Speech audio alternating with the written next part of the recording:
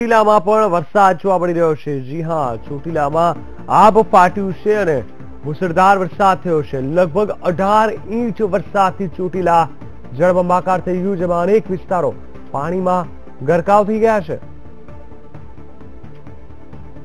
ચોટીલામાં આબ ફાટ્યું અને એક દિવસની અંદર 18 ઇંચ જેટલો વરસાદ થતા સમગ્ર ચોટીલા જળબંબાકાર થઈ ગયું છે, જેને લઈને અનેક વિસ્તારો પાણીમાં ગરકાવ થઈ ગયા છે।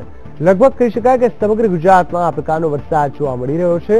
ચારે બાજુ મેઘો મન મૂકીને વરસી રહ્યો છે। એવામાં ચોટીલામાં 18 ઇંચ વરસાદથી જળબંબાકાર થઈ ગયું છે।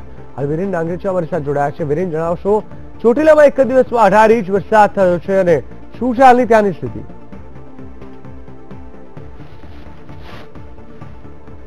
કારણે વરસાદ વરસી રહ્યો છે, ત્યારે સુરેન્દ્રનગર જિલ્લામાં પણ સાર્વત્રિક વરસાદ ગઈકાલ સાંજથી વરસી રહ્યો છે।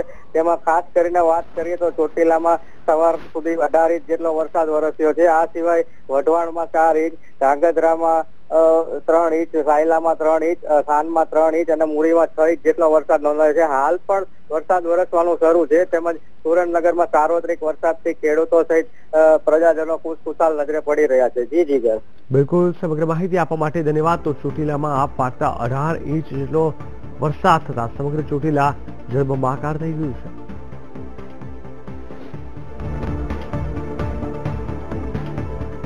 ચોક્કસથી ચારે બાજુ ગુજરાતમાં હવે જ્યારે વરસાદ વરસી રહ્યો છે, આ વખતે મેઘરાજાએ તોફાની મૂડમાં હોય તેવું સ્પષ્ટ રીતે જોવા મળી રહ્યું છે।